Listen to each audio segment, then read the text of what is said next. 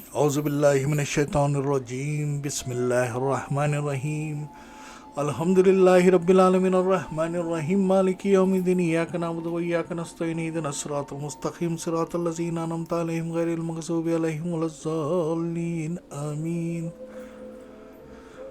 ان اللہ ملائکتہ یصلون علی النبی یا ایھا الذین آمنوا صلوا علیہ وسلموا تسلیما اللہم صلی علی سیدنا مولانا محمد وعلی آل سیدنا مولانا محمد وبارک وسلم اما بعد قال اللہ تعالیٰ فی القرآن المجید بسم اللہ الرحمن الرحیم فواجد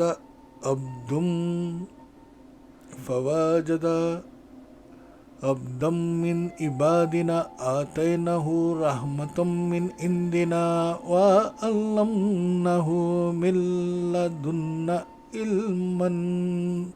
علما صدق اللہ العظیم۔ پھر پایا ایک بندہ ہمارے بندوں میں کا جس کو دی تھی ہم نے رحمت اپنے پاس سے اور سکھلایا تھا اپنے پاس سے ایک علم۔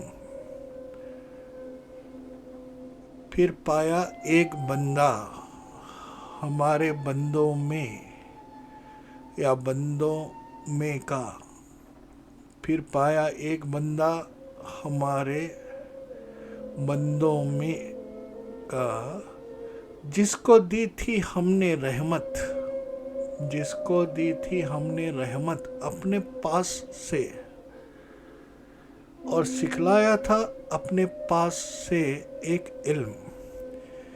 ایک سورہ الکہف کی آیت نمبر 60/6 اور یہاں پہ اللہ مخاطب ہے، خود اللہ بول رہا ہے۔ پھر پایا ایک بندہ ہمارے بندوں میں سے، مطلب ایک group of people, a group of servants of Allah subhanahu wa ta'ala, Allah tabarak wa ta'ala. Among that group, one servant of Allah is been blessed with the mercy of Allah. You got the point? What is the point? A servant among a group of servants of Allah subhanahu wa ta'ala is been blessed with a part of mercy, and this mercy is from Allah subhanahu wa ta'ala. That mercy is been blessed on this one particular servant of Allah among a group of servants of Allah. پھر پایا ایک بندہ ہمارا بندوں میں، so a group of servants, out of that one servant is been blessed with a part of mercy and with a part of knowledge. By whom? By Allah subhanahu wa ta'ala himself. That is the point what we want telling you. Remember this, 100% remember this. What I am telling here, listen to this translation of Abdullah Yusuf Ali of Quran Al-Kahf chapter 18 verse ayat number 66. What he says: so they found one of our servant on whom we had bestowed mercy from ourselves, and whom we had taught, T-A-U-G-H-T, taught knowledge from our own presence. So very, very, very typical, classic Quranic ayat. Today topic, knowledge. And this knowledge will become a mercy for the whole humankind, human beings. So what is happening here? Let us see. First sentence about this ayat. پھر پایا ایک بندہ ہمارے بندوں میں، a group of servants are there. بندے، غلام، بہت سے بندے تھے اللہ کے، اس میں سے ایک بندے کو اللہ نے سلیکٹ کیا تھا اور اس کو اپنی رحمت عطا کی تھی، اور اس کے ساتھ ساتھ خود اپنے پاس کا ایک علم عطا کیا تھا، اللہ بلیس کیا تھا۔ اور جو ہم بات کرنے جا رہے ہیں وہ بندہ ہے خضر علیہ السلام۔ خضر ولی تھے، خضر نبی تھے، خضر رسول تھے، کیا تھے یہ ڈسکشن بعد میں۔ اب موسیٰ اور خضر کا واقعہ، اور اس میں بتانا یہ ہے کہ نبوت ختم ہو چکی ہے، نبوت ختم ہو چکی ہے۔ نبوت کے لیے کیا ضروری ہے؟ نبوت کے لیے فرشتے کا وحی لانا ضروری ہے، اور نبوت کے لیے اللہ کی طرف سے کتاب ہو یا شریعت ہو، جو بھی عطا کی جاتی ہے وہ لانا ضروری ہے۔ نبوت میں معجزے بھی شامل ہوتے ہیں، نبوت میں اللہ کی طرف سے بہت کچھ عطا ہوتا ہے۔ اب یہاں پہ جو مین پوائنٹ ہے، نبوت ختم ہو چکی ہے، اب کوئی اور رسول یا نبی نہیں آئے گا۔ اب موسیٰ علیہ السلام کا واقعہ ہے، تو موسیٰ علیہ السلام کا ذکر قرآن میں کئی دفعہ آتا ہے، بار بار آتا ہے، بار بار آتا ہے۔ اور موسیٰ علیہ السلام کی خاصیت ہی یہی ہے کہ وہ اللہ سبحانہ و تعالیٰ سے کلام کرتے تھے اور اللہ ان سے کلام کرتا تھا۔ یہ ٹاپک اس لیے لایا ہوں کہ اس میں اللہ نے کئی راز رکھے ہیں، جو راز اس لیے رکھے ہیں کہ اس سے علم والے استعمال کریں، فائدہ اٹھائیں اور اس سے بہت کچھ حاصل کریں۔ خاص طور پہ یہ مسلمانوں کے لیے اس وقت سخت ضرورت ہے کہ اللہ سے اللہ کی باتیں معلوم کریں اور ان کا فائدہ اٹھائیں۔ تو آیت کہتی ہے کہ اپنے بندوں میں سے، مطلب ایسے بہت سے بندے ہیں، ایک خضر نہیں، بہت سے خضر ہوئے، اور یہ نبوت میں نہیں آتے، ان کے پاس فرشتہ نہیں آ رہا ہے، فرشتہ کہ ان کو شریعت نہیں سکھا رہا ہے، حکم نہیں بتا رہا ہے، طریقہ نہیں بتا رہا ہے کہ آپ ایسا کریں، آپ ویسا کریں، اس طریقے سے عطا کریں، اس طریقے سے عطا کریں، یا ایسا ورک آؤٹ کریں یا ویسا ورک آؤٹ کریں، یہ سب نہیں ظاہر ہو رہا ہے اس میں۔ خضر ایک انڈیویجول ہے، اکیلا آدمی ہے، نہ تو اس کے پاس وحی آتی ہے، نہ فرشتہ آتا ہے، اور نہ اس کی کوئی امت ہوتی ہے، یہ بات یاد رکھنا ہے۔ موسیٰ کی امت ہے، موسیٰ کے پاس توریت ہے، موسیٰ شریعت نافذ کرتے ہیں اپنی امت پہ، موسیٰ کلام بھی کرتے ہیں اللہ سبحانہ و تعالیٰ سے، اور یہ تو مشہور بات ہے کہ موسیٰ نبی ہیں، رسول ہیں، مگر نبوت ہے موسیٰ کی، ثابت ہو جاتی ہے نبوت، مگر خضر کے بارے میں کہا نہیں گیا۔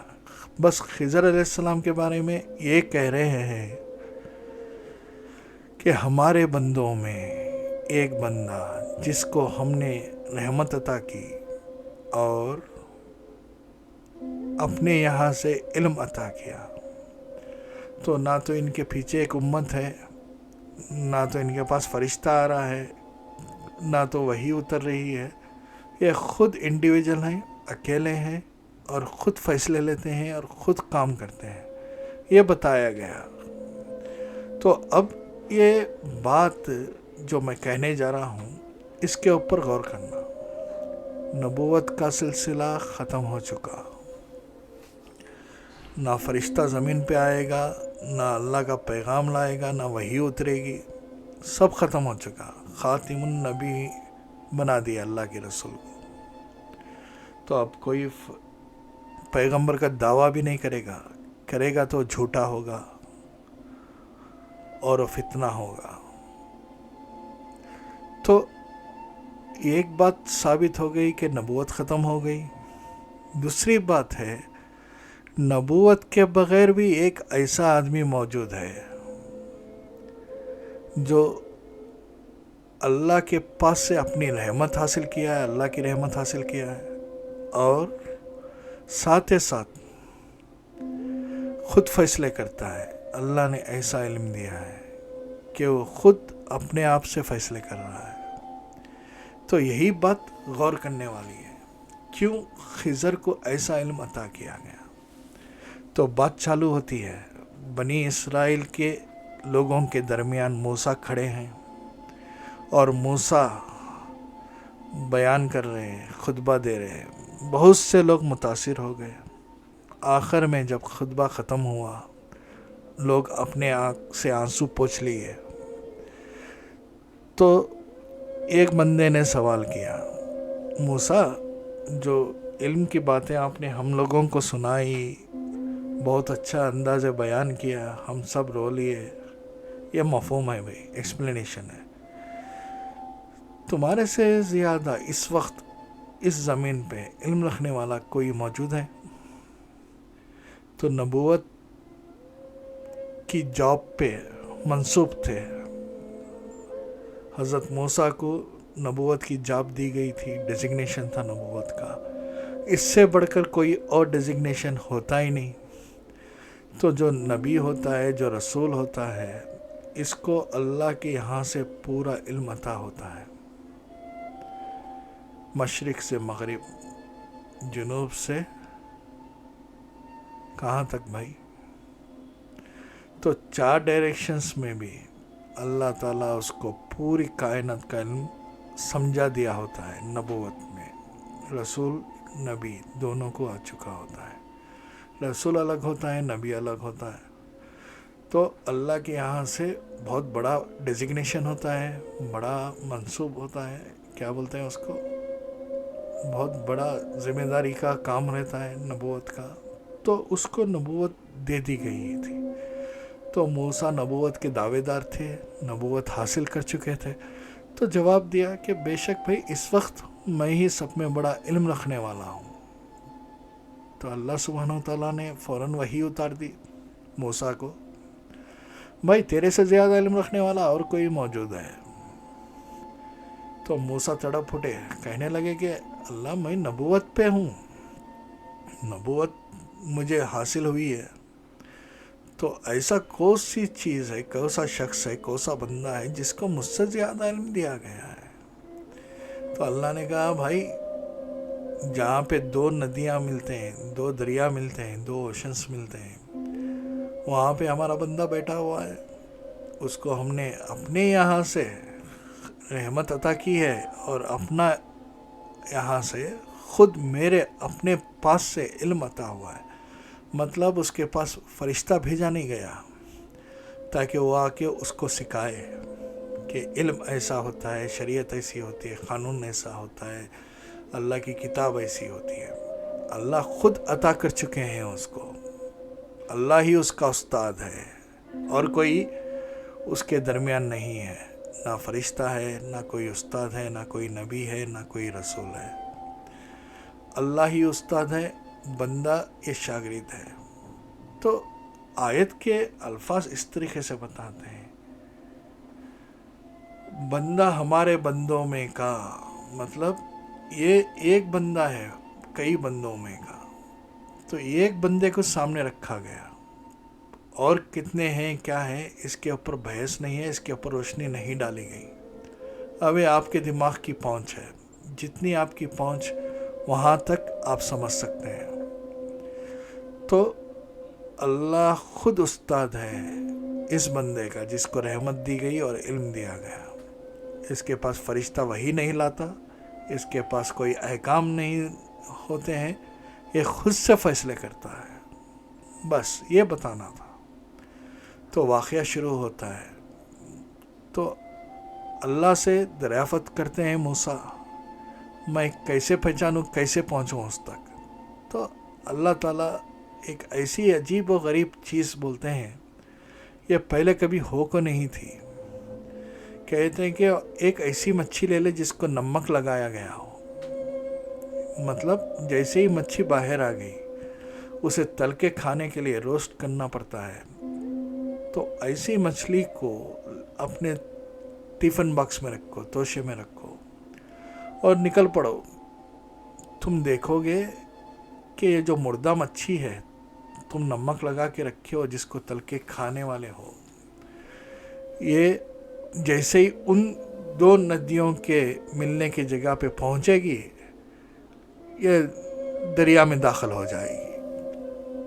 अल्लाह अकबर। जो मुर्दा है वो क्या होगी, छलांग लगा के दरिया में दाखिल हो जाएगी। मतलब एक मुर्दा चीज़ में ज़िंदगी पैदा हो जाएगी और वो तड़पड़ा मारते हुए, तड़पते हुए इधर से उधर, उधर से इधर पानी का रुख करेगी और दरिया के अंदर छलांग लगा देगी। अल्लाह अकबर। क्या निशानी रखी अल्लाह ने। एक मुर्दा जिंदा हो रहा है, सुभान अल्लाह। तो सफ़र चालू हुआ। एक साथी थे हज़रत मूसा के साथ, दोनों निकल गए। चलते चलते पहुँचे, थकान थी,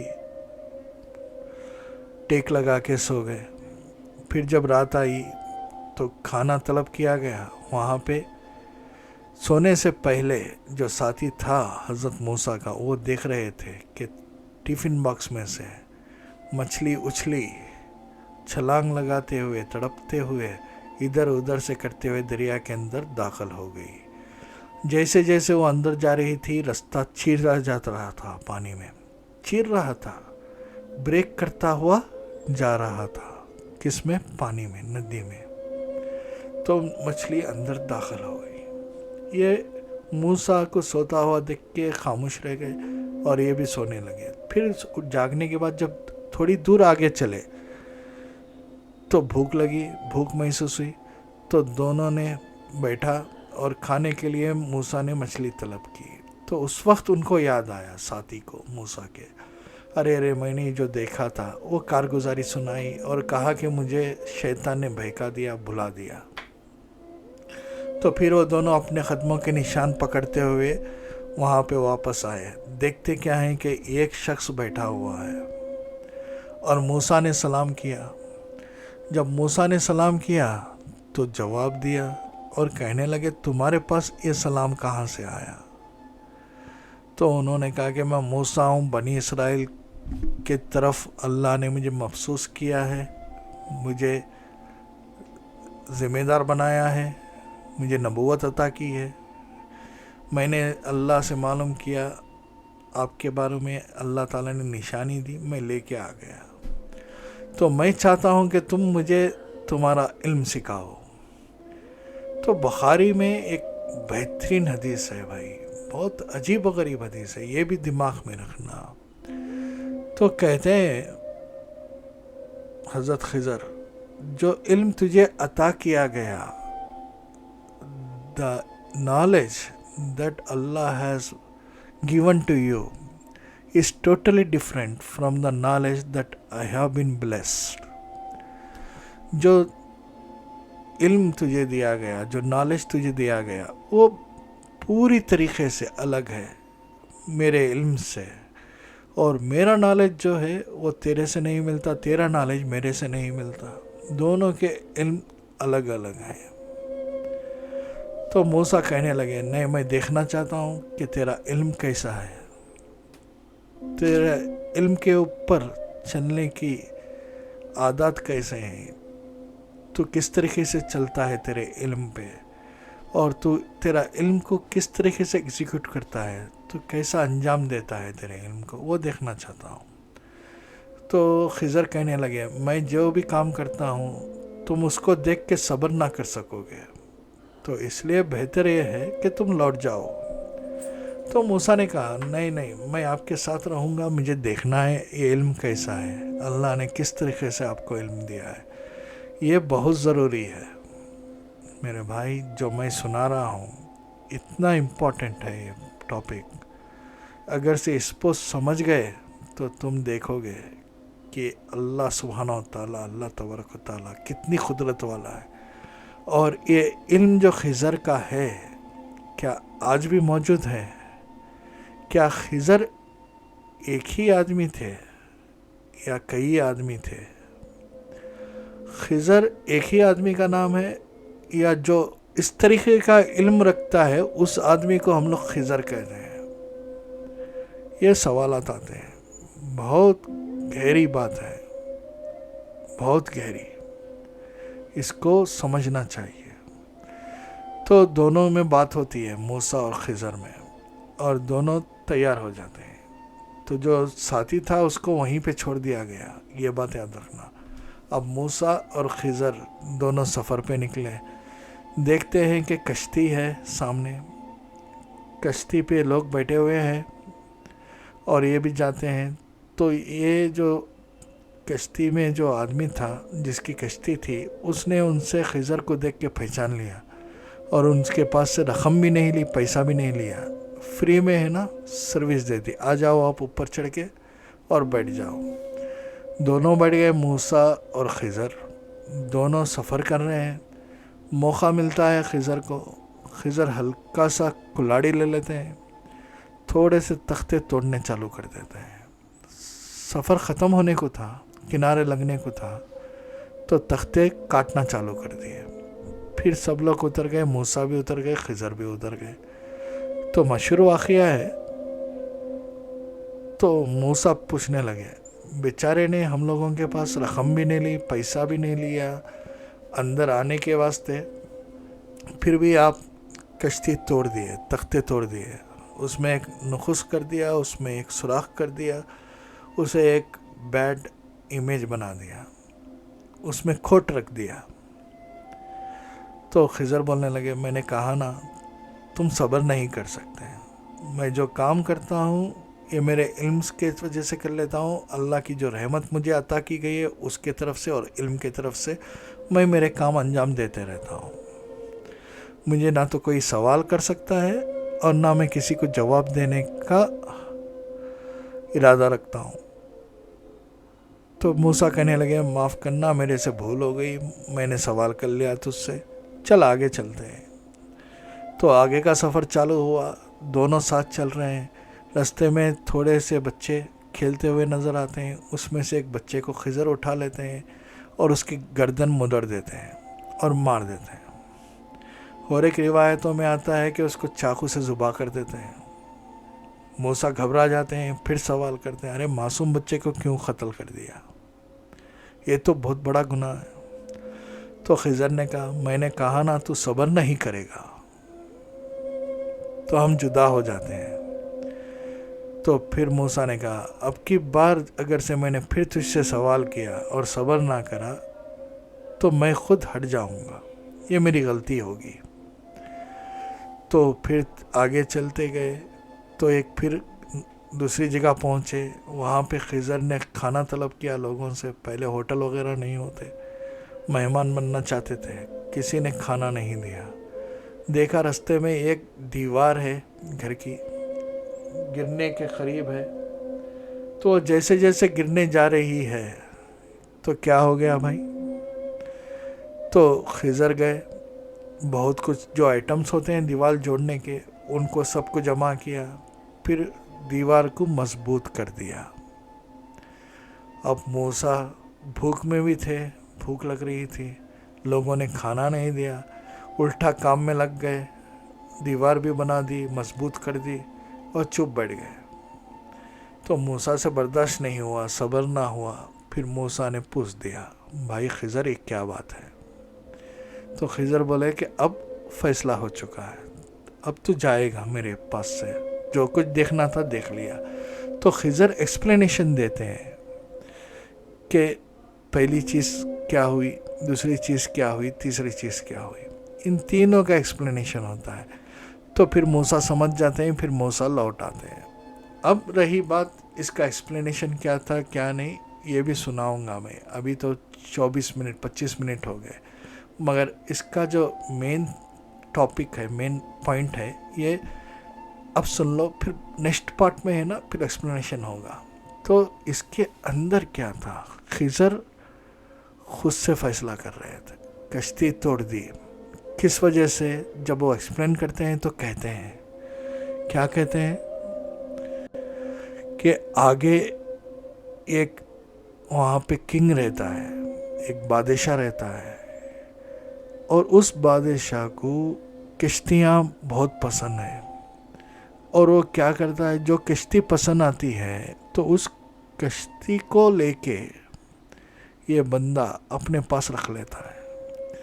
تو انہوں نے کہا کہ وہ تو ہم پہ احسان کر چکا تھا، تو میں نے اس کے اندر سوراخ کر دیا تختوں میں، تاکہ وہ جب دیکھے تو اس میں کھوٹ دیکھ کے، کشتیوں میں کھوٹ دیکھ کے وہ اس کو اپنے پاس نہ رکھ لے، واپس لوٹا دے. یہ غریب بیچارہ ہے، اس کی اولاد ہے اور اس کا ذریعہ معاش یہی کشتی ہے، اسی میں سے وہ اپنے گھر والوں کے لیے روزی جوڑتا ہے. تو اس لیے میں نے کشتی میں سوراخ کر دیا، یہ وجہ تھی. تو خضر کو اس بات کا پتہ چل چکا تھا کہ سامنے جو بادشاہ ہے، جو کنگ ہے، وہ اس کی کشتی لینے والا ہے. تو یہ کیا ہو گیا، خضر کو آگے کی بات پتہ چل چکی تھی. ایک پوائنٹ. دوسری پوائنٹ، بچے کو قتل کر دیا. جب یہ بچے کو قتل کر دیا تو خضر کہتے ہیں کہ بچے کی محبت میں ماں باپ کو بہت بڑا نقصان ہونے والا تھا. مطلب یہ بچہ جیسے جیسے بڑا ہوئے گا ویسا وہ کافر ہو جائے گا، کفر میں داخل ہو جائے گا. اور اس کی محبت میں ماں باپ جن کو اللہ نے ایمان کی دولت دی تھی وہ بھی کفر میں داخل ہونے والے تھے، اس لیے انہوں نے بچے کو قتل کر دیا. اور کہتے ہیں دوسری حدیث کا ایک پارٹ ہے، اس میں آتا ہے کہ اللہ نے ان کو ایک نیک لڑکی عطا کی اور وہ خوش تھے. تو دوسری بات یہ ہو گئی کہ اس بچے کو دیکھا جو بڑا ہونے کے بعد کفر میں داخل ہو رہا تھا، کافر بن رہا تھا، کفر کرنے والا تھا. تو ایسی دور اندیشی، ایسی چیز جو فیوچر میں ہونے والی تھی، وہ دیکھ کے خضر نے اس کو قتل کر دیا. اور ماں باپ کی ایمان کی دولت قائم رہ گئی، نہیں تو اس کی محبت میں وہ بھی اس کے ساتھ شریک ہونے والے تھے. یہ دوسرا. اور تیسرا دیوار، تو بولتے ہیں کہ اس دیوار کے نیچے خزانہ امانت رکھی گئی تھی اور ان کے داداؤں نے رکھی تھی. وہاں پہ جو بچے تھے، جو یتیم تھے، ان کے تھے، اور وہ اپنے دادا کی سرپرستی میں جی رہے تھے. جب وہ بڑے ہوں گے تو وہ دیوار میں سے خزانہ نکالیں گے، سونے کی تختیاں تھیں، نکال لیں گے اور استعمال میں لائیں گے. کیونکہ ان کے جو باپ دادایاں تھے یہ نیک لوگ تھے، اور بچوں کو اپنے ماں باپ کے نیک کاموں کا جزا دنیا میں بھی ملتا ہے. یہ بات ثابت ہوتی ہے. یہ تینوں واقعات جو دکھائے گئے خضر نے خود اپنے طرف سے انجام دیے. یہ انجام دینے کی کیفیت یہاں سے حاصل ہوئی کہ اللہ سبحانہ و تعالیٰ نے ان کو یہ علم دیا تھا. تو یہ علم کی خاصیت دیکھیں. انشاءاللہ سیکنڈ پارٹ میں اور ڈیٹیل بات کریں گے. وآخر الدعوانا الحمدللہ رب العالمین.